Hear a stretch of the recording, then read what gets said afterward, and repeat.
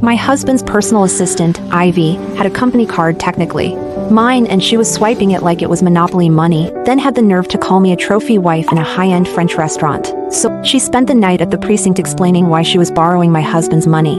Karma is a bitch, isn't it? When my husband, Karma is a bitch, isn't it? When my husband, Ethan, found out, he just tapped my nose and laughed.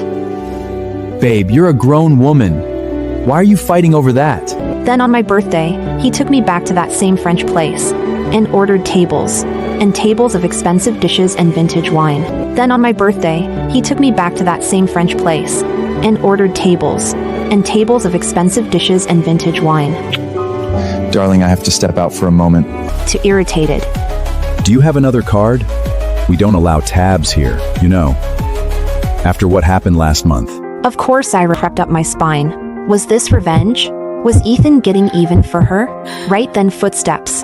Dress shoes on marble. I turned. It was Ethan. A pretty face. Once the expiration date hits, you're out. My fists clenched. The humiliation burned through me. However she embarrassed you, I'll return the favor. You're the best, Ethan. You're just a pretty face. Who gave you the right to freeze my card? Anyone who helps her tonight is my enemy. One of our business partners started to stand. Whoa. Skyrocketed because of me. I opened doors, cleared enemies, and made calls that erased threats overnight. Tonight, I was going to tell him who I really was. Not some small-town nobody. Faster than I imagined. Ethan, is this really what you want? Then what do you think this is? Enjoy prison life, Olivia. Or since you love embarrassing, bring cash, now. Every felt louder.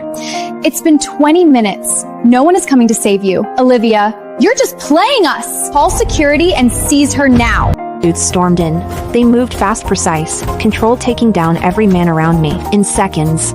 And right behind them, Nathan Reed, Riverton's most powerful banking exec. Mr. Reed, what are you doing here? You're a big name.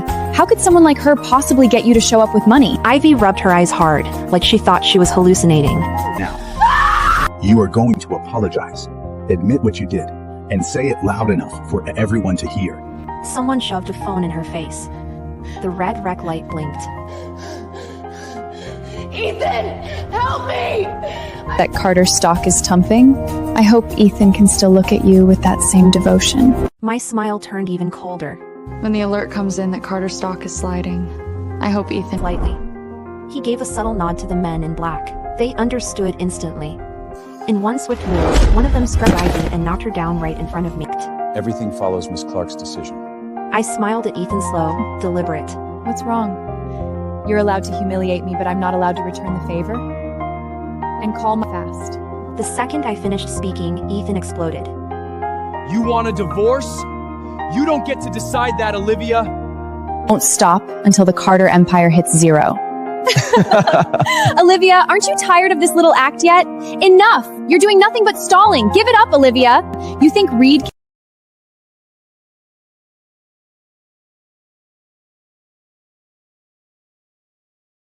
to me with respect. Miss Clark, Ms. Monroe asked me to handle this immediately. She's on her way. And who gave you the nerve to treat Miss Clark like this? seriously call in money? How is Mr. Reed her contact? Nathan turned to Ivy, voice razor sharp. Disappear from Riverville right now. Don't go to war with me over Olivia. That would be incredibly stupid. Nathan didn't even dignify that threat with a reaction. Instead, he turned to me with calm respect. Everything follows Miss Clark's decision. I said softly. When the news hits that Carter's stock is tumping, I hope Ethan can still look at you with that same devotion. My smile turned even colder, tightened slightly. He gave a subtle nod to the men in black. They understood instantly. In one swift move, one of them scrubbed Ivy and knocked her down right in front of me. She collapsed on the floor, scrambling on her hands and knees, pathetic, almost animal-like. You made the promise? Her face. The red rec light blinked.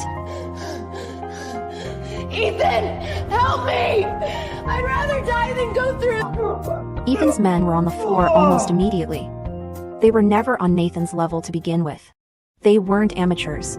Those men were professionally trained. Ivy's face drained of color again. Sweat rolled down her forehead. Ethan stared at us, fury burning in his eyes. Nathan, I show you a little courtesy and you think you own the plate? Everything follows Miss Clark's decision. I smiled at Ethan, slow, deliberate. What's wrong? You're allowed to humiliate me, but I'm not allowed to return the favor? And call my lawyer. I want the divorce papers drafted now. Make it fast. The second I finished speaking, Ethan exploded. You want a divorce?